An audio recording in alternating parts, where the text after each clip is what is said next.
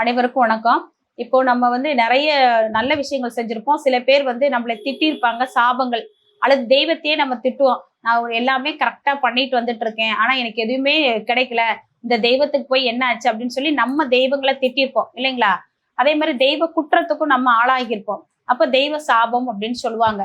இப்ப இதுல இருந்து நம்ம விடுபடணும் அப்படின்னா எதை வச்சு வழிபாடு பண்ணா நமக்கு நல்லா இருக்கும் அப்படின்னு பாத்தீங்கன்னா, அதாவது இலைகள் இருக்கு. வாழை இலை, பலா இலை, மா இலை, இப்படின்னு வேப்பலை இப்படி எல்லாம் இருக்கும். இப்ப மாயில பாத்தீங்கன்னா லக்ஷ்மி கடாட்சத்தை கொடுக்கும். வேப்பலை பாத்தீங்கன்னா நம்ம கிட்ட இருக்கக்கூடிய காத்து கருப்பு இதுவைகளை குற்றங்களை நிவர்த்தி பண்ணக்கூடிய ஒண்ணு உண்டு.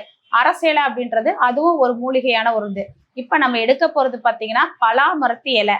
இந்த பலாமரத்து இலை எதற்காக பயன்படும் அப்படின்னா, தெய்வ குற்றங்கள் எத்தனை தலைமுறையாக இருந்தாலும் அவர் நிவர்த்தி பண்ணக்கூடிய ஒரே இலை, இறைவனால படைக்கப்பட்ட பிரபஞ்ச சக்தியில உருவாகினது இந்த பலாமரத்து இலை.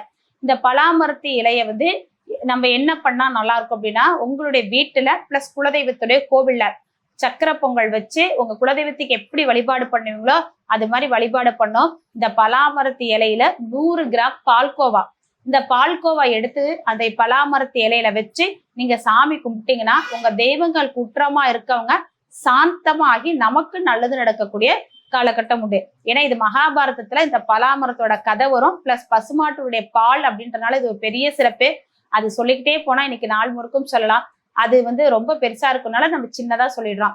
அப்போ இந்த தெய்வ குற்றம் நீங்கிறதுக்கு பலாமரத்தில பால்கோவா இதை உங்க வீட்டிலையும் வச்சு சாமி கும்பிடுங்க. இதை சாமி கும்பிட்டு உங்க குடும்பத்துல இருக்கக்கூடிய உறவினர்கள் அனைவருமே சாப்பிடலாம். பிளஸ் அக்கம் பக்கத்துல இருக்கவங்களுக்கும் கொடுக்கலாம். ஒன்றும் தப்பே கிடையாது.